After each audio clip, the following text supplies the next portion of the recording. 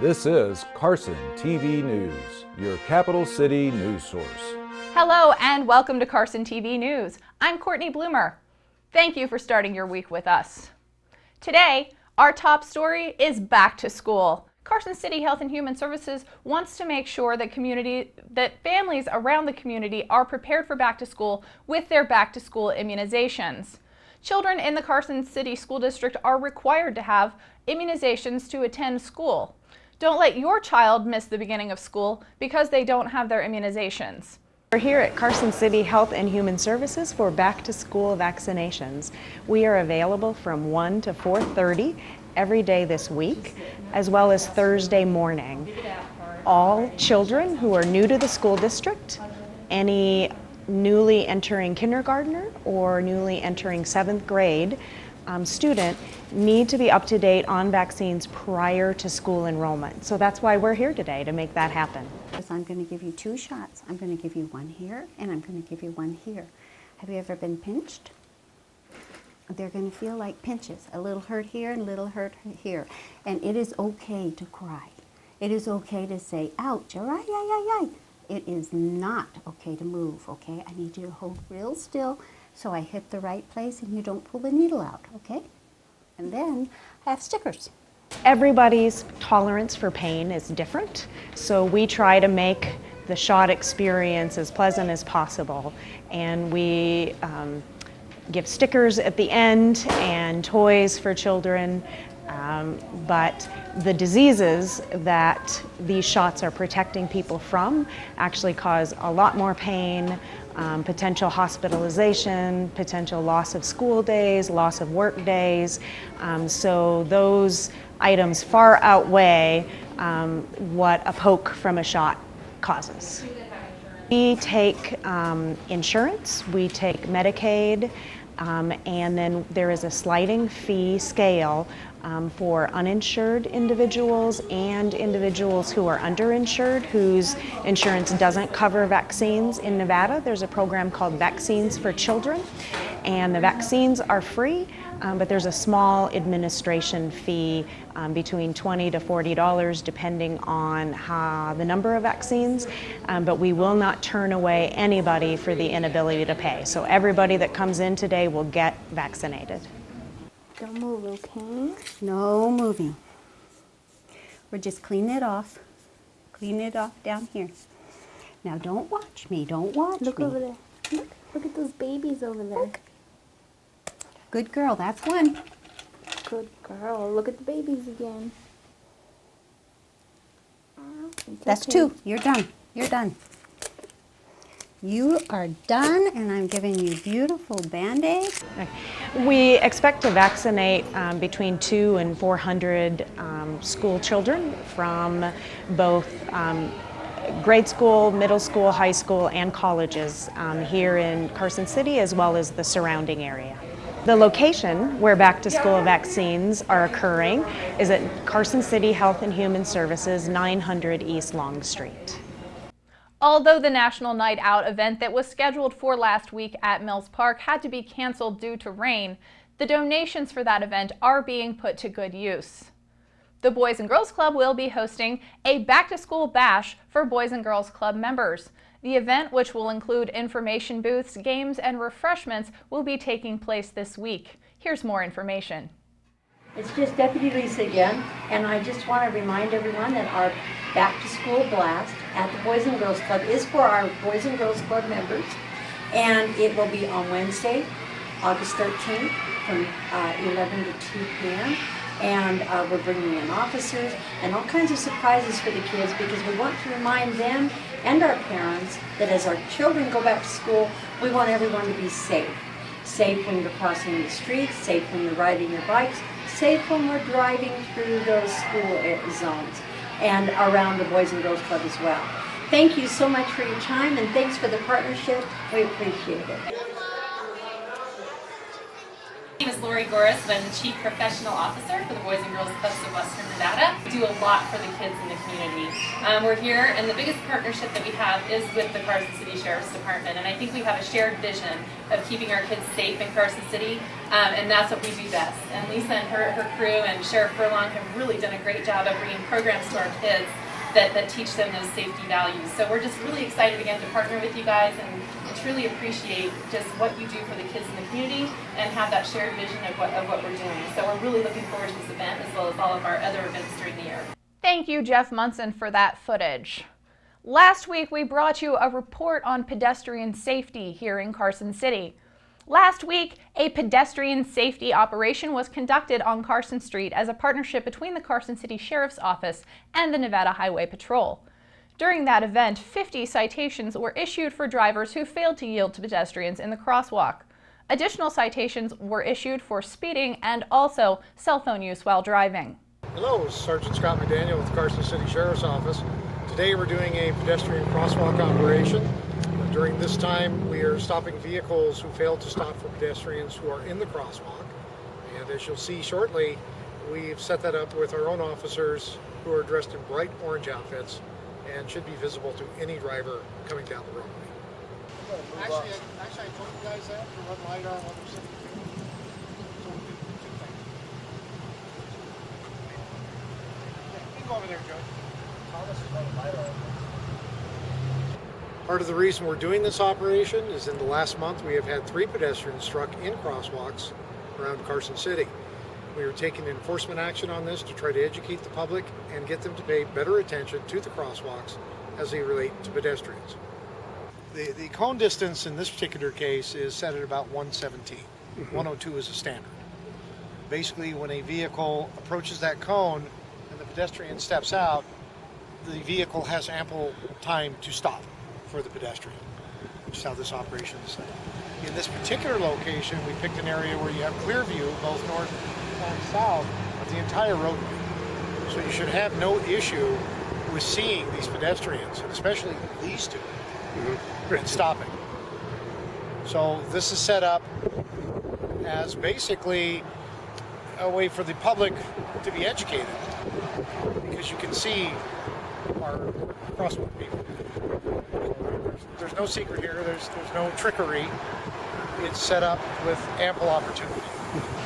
As a motorist, you have a responsibility to stop for the pedestrian as they're waiting to cross the crosswalk until they clear both lanes, travel lanes, before you may proceed. However, common courtesy dictates that you wait for the pedestrian to cross completely across the roadway. On roadways such as this, where we have 4 lanes, if traffic stops on the opposing side of the street, opposite of where the pedestrian is crossing, all traffic must stop to allow the pedestrian to safely cross.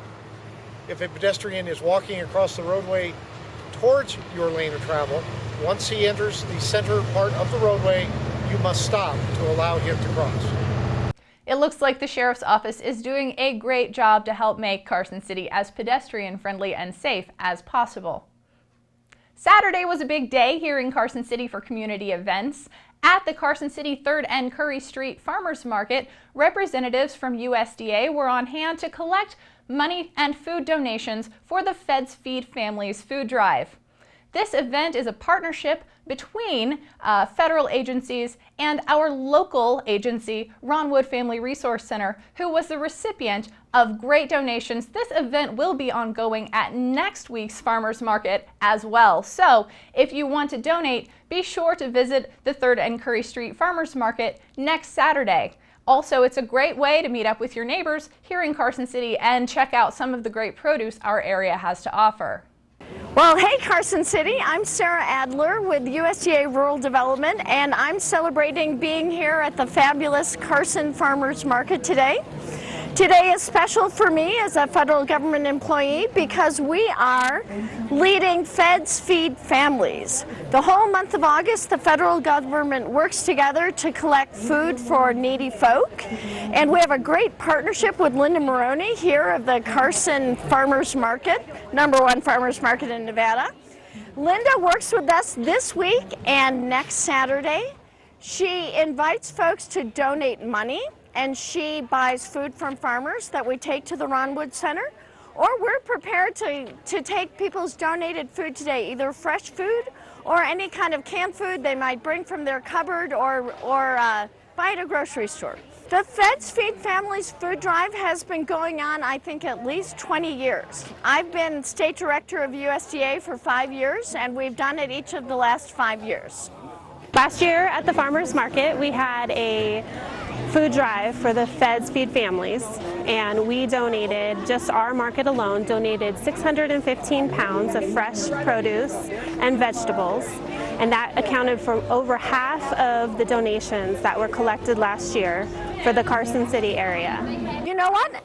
And there's something very special this week. My boss, Tom Vilsack, Secretary of Agriculture, is a huge fan of farmers markets, and he partnered with the U.S. Postal Service to create a farmers market stamp. Isn't it fantastic? And I'm going to be giving one of these stamps that I bought yesterday to everyone who donates food today. You know, fortunately, the economy is starting to recover in northern Nevada, but there is still tremendous need for food support, food security. And when we can contribute fresh food, we're contributing to the nutrition and wellness of all those families and kids who receive it. So we completely appreciate anyone who can contribute to our food drive this month. And then next week we are collecting money and from the vendors and customers to donate for the Ron Woods Family Resource Center. With all the rain we've been getting recently, we wanted to know, has this helped our region's fire danger at all? An interview with Chief Stacy Giomi of the Carson City Fire Department clarifies this important issue. So despite the rain we've had over the last couple of weeks, we are still in fire season. That rain, all total, was probably less than about maybe 1.5 inches for Carson, which still puts us well below our average. And our fire season is a little bit less dependent upon those kinds of rains than it is the rains that we get over the winter months, the ones that add to our snowpack. And that's really where we get the moisture for the larger diameter trees to actually stay fire resistant. The sagebrush and the grasses that we have, they quickly absorb and give off that moisture that we get over the summer months. So really, we are still in fire season. We still need people to be cautious. Our personnel have been active on fighting fires, very small ones here in our region, including here in Carson. A lot of them started by lightning from the thunderstorms that we've had this summer. But we've also been active fighting fires out of state. We've had people in Washington, in Utah, California, and we provide that reciprocal assistance to them and look to get that assistance back from them. We are still in a drought. We're in a 3-year drought, and that drought is so severe actually that we're at the worst classification of drought right here in Carson City. And it would take double the normal winter precipitation for us to get back even for the amount of moisture that we've lost over the last 3 years. And we've never had that kind of a winter in the history of their record keeping. So the drought, even though we may have a decent winter coming up, would have to really be the best of all winters we've ever had for us to completely get out of the drought. So having said all of that, we do need people to be careful. We'd like them to do the usual things in terms of being safe in the wildland, in terms of doing defensible space around your home, and we're happy to help them do that if someone wants to contact us. So yeah, the rains have helped a little bit, but it's not the long-term solution that we need, and within a couple of days of dry weather, we're right back to dangerous fire weather, so do be careful. Thank you, Chief Giomi. And now we would like you to meet Carol Paz of Women to Women. Hi, this is Dana Lee Friend with Nevada Live Magazine. I'm here today with Carol Paz from the Women to Women show. It's on Charter Channel 190, and it's 5 days a week. And she's doing great things here in our community and for the state of Nevada and women. And you have some special 150th episode coming up soon, kind of in coordination with our sesquicentennial birthday for Nevada. So tell us a little bit about you and your show and your 150th guest coming up. Well, first of all, I want to say thank you so much to all the viewership who have made the show what it's becoming. Originally, this show was on radio for about 3 years in the Midwest, and when we moved to Carson City as brand new people, residents, my husband, who's the executive producer, Jose Noriega Paz, suggested to me that we take it a step up into television.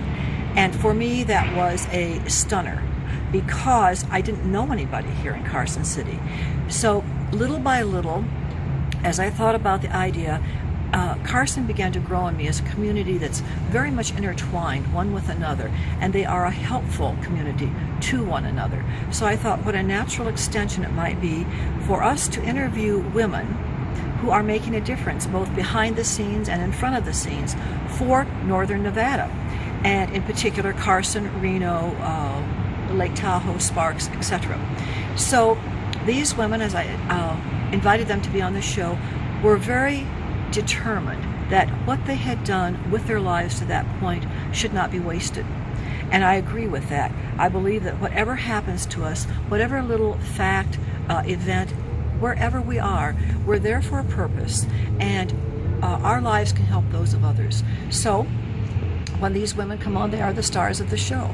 And we interview about 50 women a year, which brings us to the end of our 3rd year, which will also bring us to our 150th guest.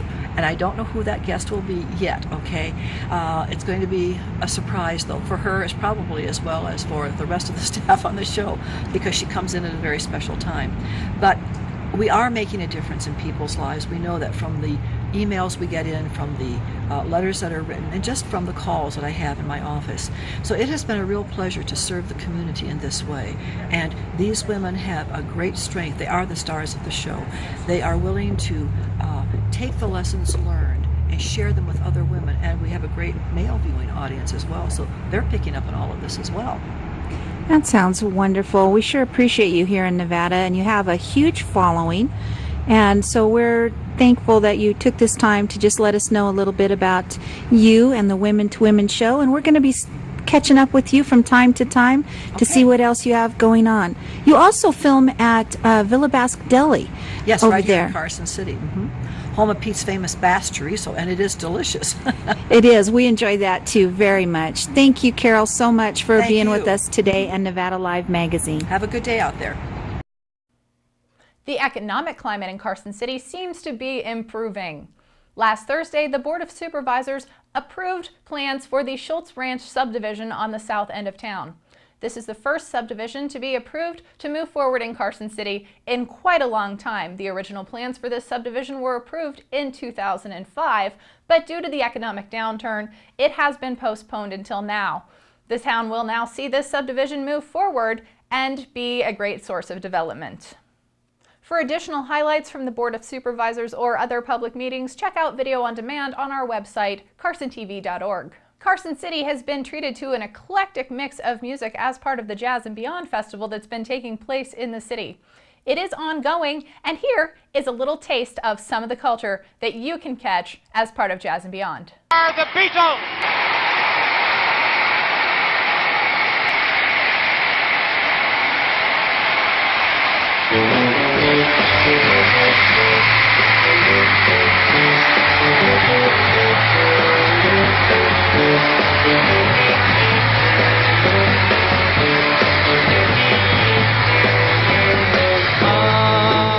The key word in the Jazz and Beyond Carson City Music Festival is beyond.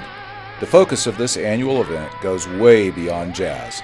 For instance, this past week included a presentation at the Brewery Arts Center by John Shipley on the history of the Beatles.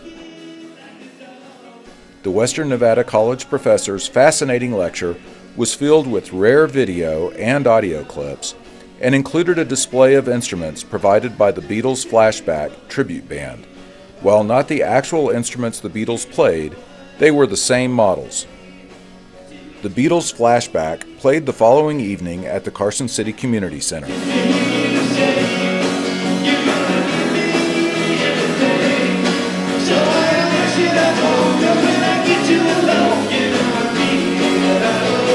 Saturday night,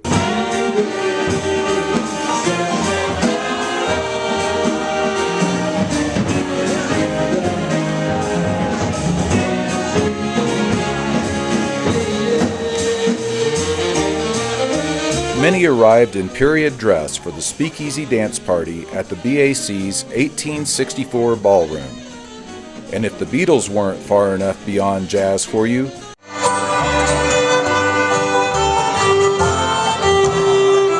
there was Bluegrass Sunday afternoon. Originally scheduled for the Legislative Plaza, it was moved indoors due to the weather to the mall, and a nice-sized crowd followed along.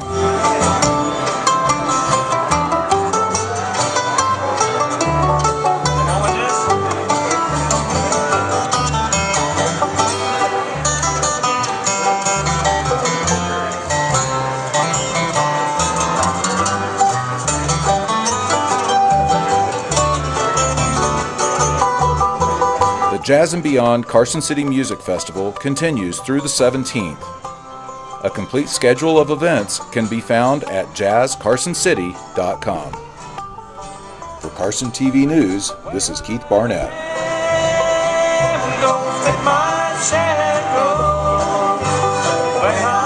Also on Saturday, a local business got a boost from the community. Sassafras Eclectic Food Joint held their Save Our Sass fundraiser here at the Brewery Arts Center last Saturday.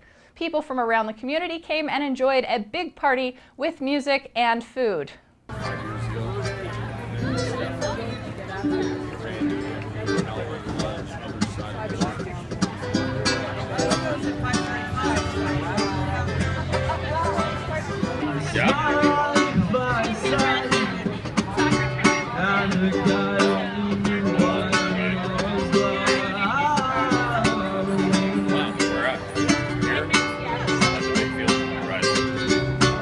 Thank you to community residents who attended the Save Our Sass fundraiser for providing that wonderful footage.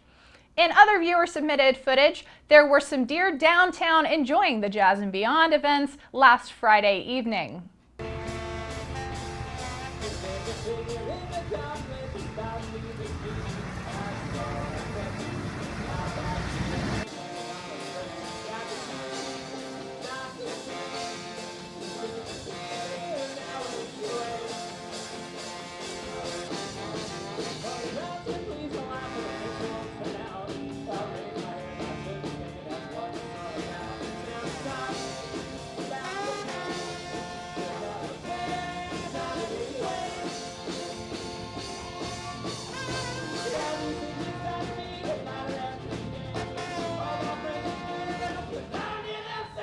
You are not a statue. You can move now.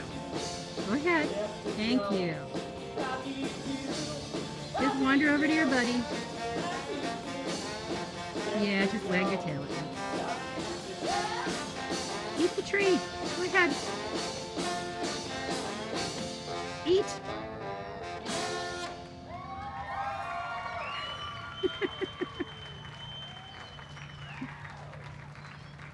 If you see news happening in Carson City and would like to submit it for possible inclusion on a future broadcast of Carson TV News, send it to the email address shown on your screen or upload it to our Facebook page. Hi, I'm Darla from Carson TV, and we are looking for news from you. If you're out on the street or you're at a ball game or you see some special news, maybe it's a herd of deer on the west side, and you've got your smartphone with you, be sure to take some video footage. Now, a smartphone is great for taking a selfie, this way, in portrait mode. But if you're going to send us video, please turn it sideways. That way, it'll fill the TV screen. So remember, turn it sideways. Another thing to keep in mind when you're shooting video footage on a smartphone is stabilization. Holding it like this with your arms close to your sides and stabilizing is a great way to shoot. You can actually follow your son or daughter playing soccer, or if you have something you can lean on, say your car or a table or a desk, hold it so that you are stabilizing with your elbows. In a future episode, I will show you how to use a tripod with your smartphone. Thank you for watching Carson TV News, your source for Nevada's capital city news. I'm Courtney Bloomer. We'll see you next week.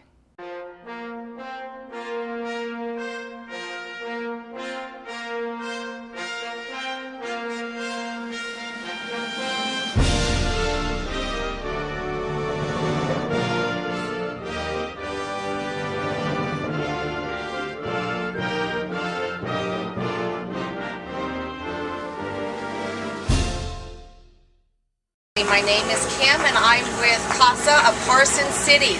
CASA is court-appointed special advocates for children. Hi, I'm Suzanne Cameron and I am one of those advocates. I am passionate about being a CASA.